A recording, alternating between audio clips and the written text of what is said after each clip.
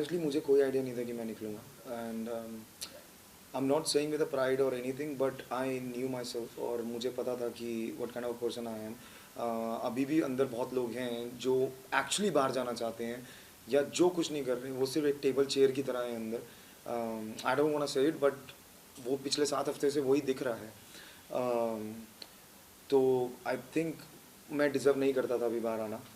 मुझे पता लगा कि मेरे वोट सबसे ज़्यादा थे and out of 4 nominations because every one was expecting Tina to go out of the house और सेकेंड ऑप्शन वो Soundarya but no one was thinking कि मैं बाहर जाऊंगा और ऐसी चीज़ें होंगी। बट ठीक है, उनके लिए एक स्ट्रॉन्ग कंटेस्टेंट बाहर गया। Of course they gonna be happy, they gonna be enjoy that thing. फिर घर के बाहर आने के बाद क्या ऐसा लगा कि मेरी गलती कहीं ना कहीं ये थी और मुझे ये नहीं करना चाहिए था? सी गलती नहीं बोलूँगा मैं। I think it was just the part of the game, it was part of the process. क्योंकि बाहर जब आप होते हैं तो आपको बहुत चीज़ें दिखती हैं, सोशल मीडिया पे सुनाई देती हैं, बट जब आप अंदर होते हो आपकी दुनिया वो 14-15 लोग ही होते हैं। तो आप जो करते हो उस पर्सपेक्टिव के हिसाब से सोचते हो। जैसे हम बचपन में जो भी करते थे अपने माँ बाप के हिसाब से करते थे, कि उनको बुरा ना लगे या उनको हम हर्ट ना करें कहीं ना कहीं चीज़ों में।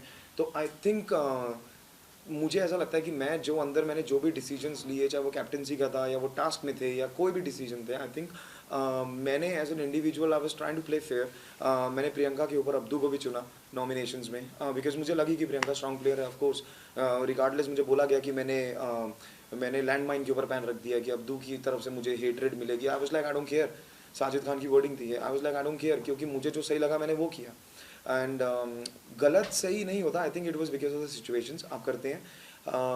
हाँ, मुझे आके बाहर ये चीज़ रियलाइज़ हुई कि हर मोस्टली कंटेस्टेंट्स को अंदर गाइडेंस दी गई वीक बाय वीक और everything like 2 bar 3 bar 4 bar. But मुझे 7 वीक से सिर्फ कॉर्नर किया गया। मुझे सिर्फ मुझ पे सिर्फ सवाल उठाए गए, मेरी हर चीज़ को फेक बोला गया।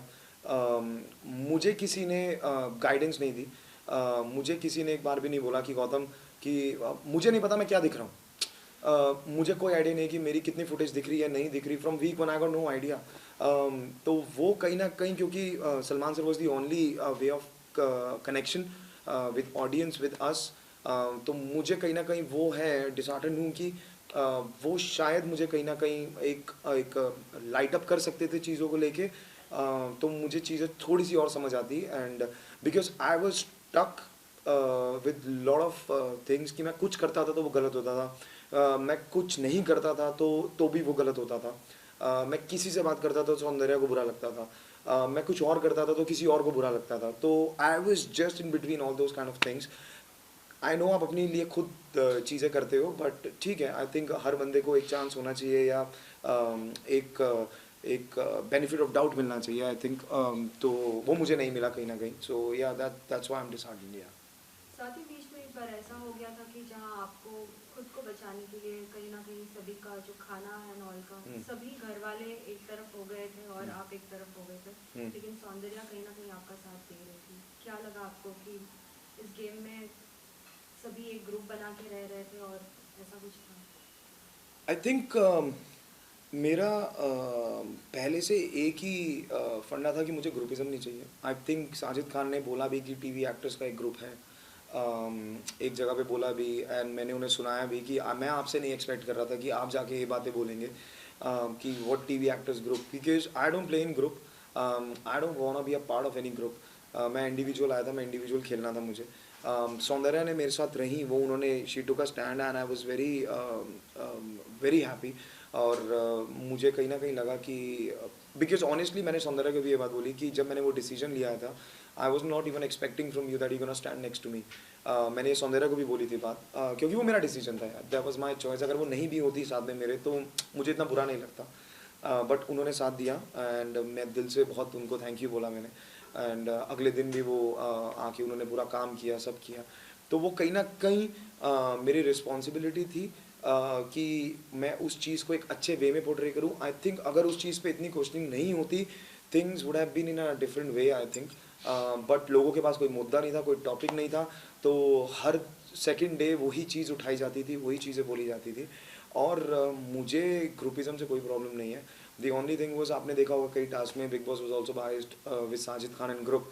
आई डोंट नो व्हाई, क्यों ये सब चीज़ें हुई, बट मैंने जितना खेला, मैं वो इंसान हूँ कि मेरे सामने अगर 13 लोग भी होंगे तो मैं अकेला लड़ सकता हूँ। और जो कि मैंने कैप्टनसी के बाद भी किया, I was just trying to be calm patient. लोगों ने कहा कि तुझे जवाब वापस देना चाहिए था, मुझे लगा था उस सिचुएशन में नहीं देना चाहिए। ऑफकोर्स कहीं ना कहीं वो मेरी गलती है कि मैंने उनके राशन लिए हैं, तो एक आधा दिन के लिए I need to be calm down Gautam, and because मैं कैप्टन भी था, मुझे सबसे काम भी करवाना था।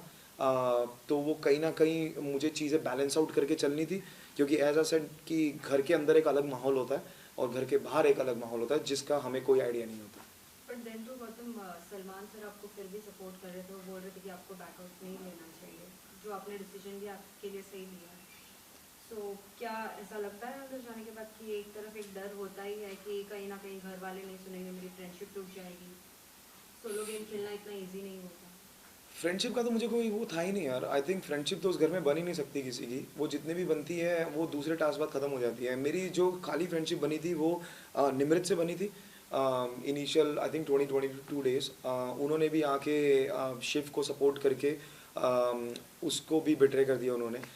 मेरी उनसे बात भी हुई थी और उन्होंने स्ट्रेट अवे मुझे बोला कि मुझे इनका सपोर्ट चाहिए था, क्योंकि निमृत को कहीं ना कहीं लग रहा था कि गौतम की प्रेफरेंस सौंदर्या हो गई है। तो मेरे लिए अगर आप वो ट्रेन वाला टास्क भी देखेंगे कि जहाँ पे मैंने निमृत को नहीं चुना, टीना को नहीं चुना, सौंदर्या को नहीं चुना, मैंने अर्चना को चुना, क्योंकि मेरे लिए फ्रेंडशिप सबके साथ ही है। और मुझे ऐसा लगता है कि अगर आप मुझे कॉर्नर कर दोगे, कितना भी कॉर्नर कर दोगे, तो मुझे कोई फ़र्क नहीं पड़ेगा, बस मुझे दबाओ मत। So what happens basically was कि Soundarya became little over protective, क्योंकि अब वो भी अपनी जगह सही थी, क्योंकि उनको ऐसा लगा कि जिन लोगों ने हमारे लिए बातें की हैं या जिन लोगों ने हमें ख़राब पोर्ट्रे किया है, आप उनसे वो कनेक्शन या वो रिलेशन दोबारा मत करिए। उन्होंने उस सेंस में बोला, लेकिन मेरी एक इक्वेशन, एक बॉन्डिंग अलग थी, बीट निमृत, बीट टीना, बीट शालीन या बीट कोई भी हो। तो अगर मुझ पे वो थोड़ा सा और ट्रस्ट कर लेती तो आई थिंक मैं कहीं ना कहीं मैं वो सोलो भी खेल जाता। और मुझे डर नहीं है यार किसी का, नॉमिनेशन से क्या ही डर है, मतलब अगर आपको भरोसा ही नहीं है अपने पे तो like why you in the game. So ये मेरा सोचना है। फ्रेंडशिप ठीक है, होती हैं और टूटती हैं, 2 दिन में होती हैं, 2 दिन में टूटती हैं यार, तो बिग बॉस के घर में कोई दोस्ती नहीं टिक सकती। शालीन के साथ आपका कैसा बॉन्ड था, आप कुछ बताना चाहेंगे? क्योंकि हमेशा से हम देखते थे कि शालीन कहीं ना कहीं आपको पोक करते रहते थे, कुछ ना कुछ एक वर्ड या फिर कुछ कोई भी सेंटेंस यूज़ करते थे।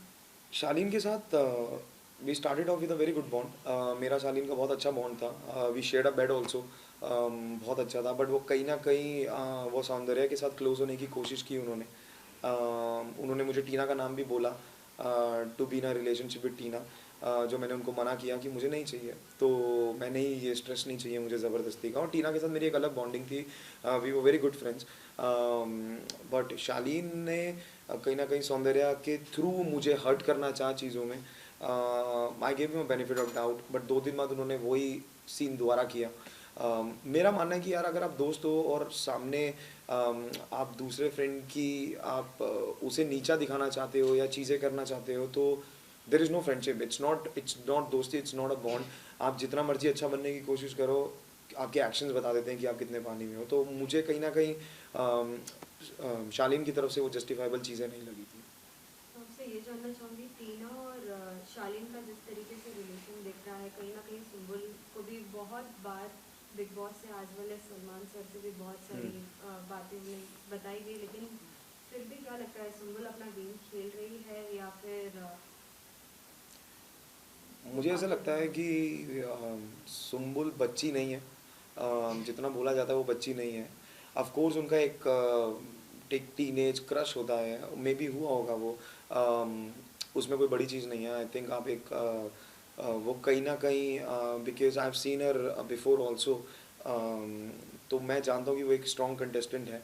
बट वो अपनी गेम नहीं बाहर लेके आ रही थी, या वो बहुत चुप थी, या वो एक शेडो की तरह सिर्फ शालीन के पीछे घूम रही थी। मैंने उनको फर्स्ट वीक से ये बात समझाई थी, उनके फादर ने भी उन्हें समझाई। अगर उसके बावजूद भी वो नहीं समझ रही, ताली एक हाथ से नहीं बजती।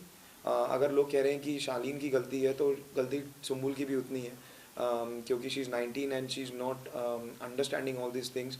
वो 10 साल से इंडस्ट्री में काम कर रही हैं और उन्होंने भी बहुत दुनिया देखी है, बहुत लोग देखे हैं। तो आई थिंक मे बी शायद ये उनकी गेम होगी, जो कि अब लोग बोल रहे हैं कि कहीं ना कहीं ये वो शहनाज गिल की तरह गेम खेल रही हैं, और लोग बहुत चीज़ें बोल रहे हैं, बट आई थिंक अगर वो ऐसा नहीं कर रही तो वो बहुत डम है, और अगर वो ऐसा कर रही हैं तो वो बहुत स्मार्ट है, क्योंकि ये बिग बॉस का घर है। आप जो भी करेंगी, जैसा भी करेंगी, वो पोर्ट्रे, आई थिंक बाहर आके उनको चीज़ें और रियलाइज़ होंगी।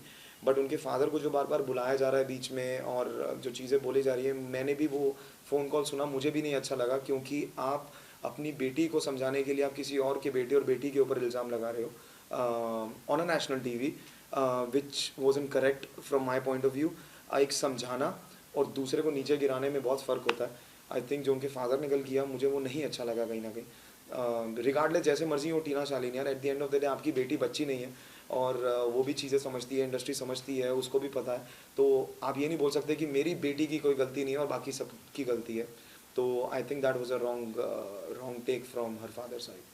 और हम आपसे ये भी जानना चाहेंगे कि कुछ ऐसे सीन्स जो बिग बॉस में अंदर हुए वो बिग बॉस के घर में और वो नहीं दिखाया गया, कहीं ना कहीं आप उससे डिसअपॉइंट मुझे ऑनेस्टली नहीं पता कि क्या बार दिखाया गया है। एक चीज़ जो मुझे सुनने में आई है कि मैंने बोला था इंटरव्यूज़ में कि जब स्टैन और इसका झगड़ा हुआ शालीन का, तो जब शिव ने उसका मुंह पकड़ा था, उसके बाद शालीन को दरवाजे के पास लेके गए थे, तो शिव उसकी तरफ बार चेयर लेके आया था, जो बड़ी वाली चेयर थी, वो उसकी तरफ चार्ज करने के लिए गया था, वो डराने के लिए लेके गया था वो।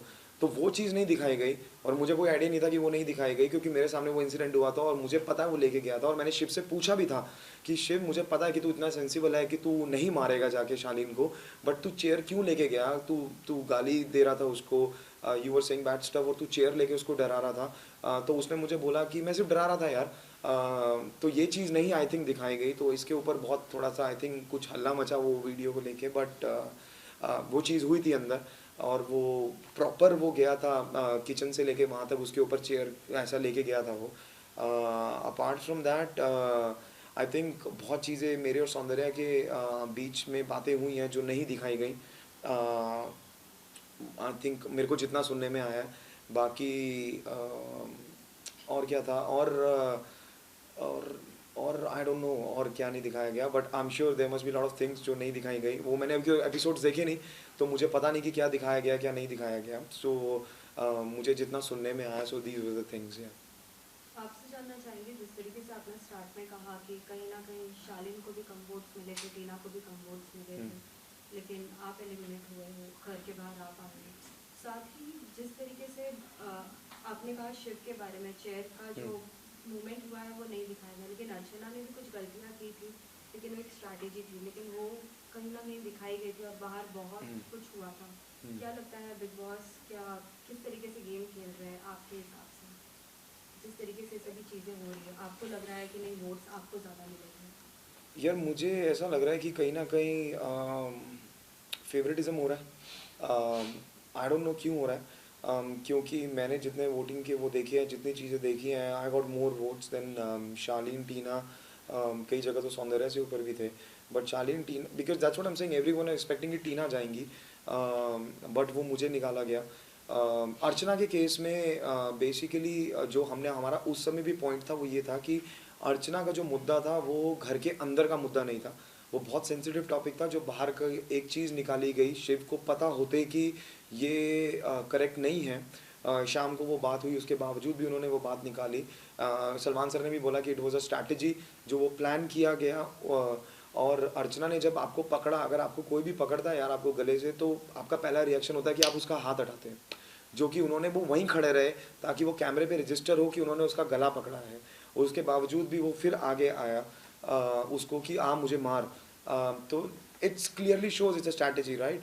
और कि Archana of course she is a strong contestant, तो वो चाहता था कहीं ना कहीं कि वो बाहर जाए। हमारा सिर्फ ये था कि अगर अर्चना बाहर गई है तो जिन्होंने उन्हें प्रवोक किया है, वो भी उस मुद्दे के लिए जिसके लिए उसने शाम को मना किया है, और उसने बार बार मना किया है कि वो नाम मत लो, वो चीज़ें मत करो, तो उस इंसान के साथ क्या हो रहा है?